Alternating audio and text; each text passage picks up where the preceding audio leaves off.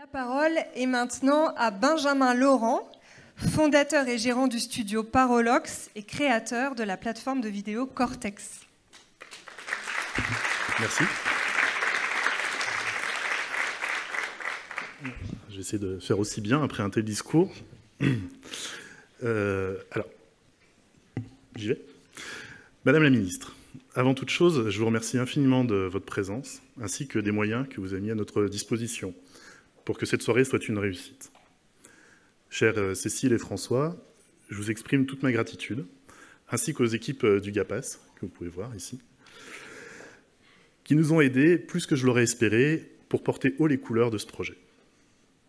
Mesdames et messieurs, votre présence ici ce soir et votre enthousiasme est pour moi et l'équipe du studio Parolox un véritable cadeau, et je vous en remercie infiniment. C'est également pour moi le début d'une preuve que nous avons bien fait, avec les quelques personnes présentes depuis le début de ce projet, d'écouter la petite voix qui nous disait « Allez, on fonce, on va relever le défi ». J'aimerais continuer en vous disant que mon métier, c'est avant tout de raconter des histoires. Je vais donc commencer par vous en raconter une. Je suis né professionnellement il y a 10 ans, j'avais 25 ans, et j'avais enfin décidé de réaliser mon rêve, devenir journaliste et réalisateur. Deux métiers que j'avais longtemps tenus éloignés des possibilités d'avenir à envisager, en cause un trouble déficit d'attention avec ou sans hyperactivité et une scolarité légèrement chaotique, comme bien souvent avec ce trouble encore méconnu. Alors heureusement, j'ai eu de la chance. J'ai eu la chance de bénéficier d'une remarquable PCH. Pour ceux qui ne savent pas, c'est la prestation compensatoire du handicap. Sauf que pour moi, cette PCH, elle s'appelle Pierre et Bénédicte, c'est mes parents. On n'est pas allé la chercher à la MDPH, celle-là. Sans leur intelligence, leur détermination, leur ingéniosité et leur amour, je pense que je ne serais pas là devant vous ce soir. Et ce parcours n'a rien d'exceptionnel, c'est celui de beaucoup d'enfants qui ont un trouble du neurodéveloppement. J'ai ensuite eu une seconde chance, c'est d'être accueilli au sein de l'association Hyper Super TDH France, dont la présidente Christine Gétin me fait l'amitié d'être là ce soir.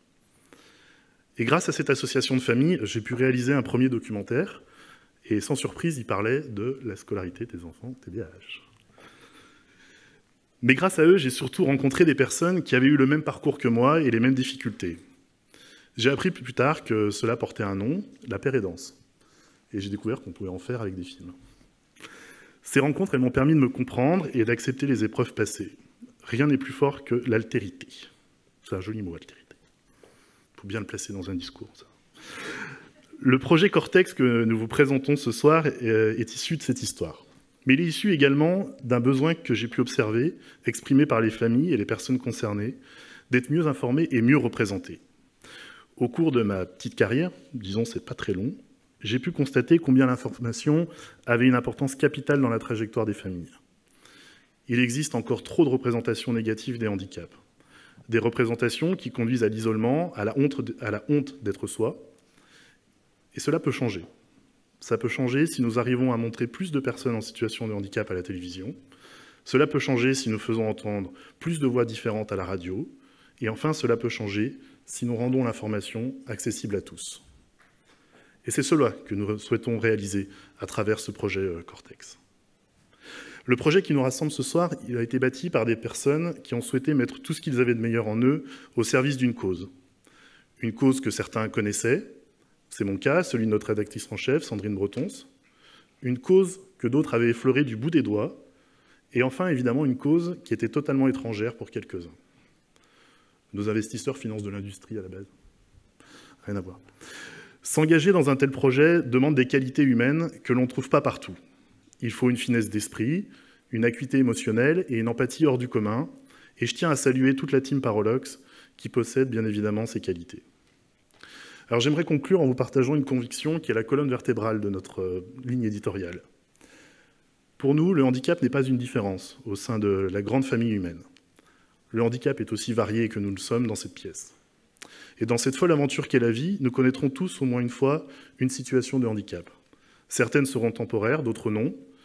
Nos enfants arrivent dans ce monde pour certains avec des synapses un petit peu mal fichues. On va vieillir. Notre entourage aussi, on peut devenir des aidants. C'est la vie.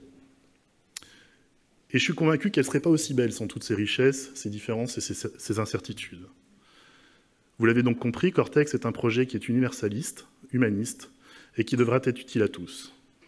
Je vais maintenant laisser parole à notre partenaire, le GAPAS, dont le directeur général va vous dire quelques mots. Merci de votre attention.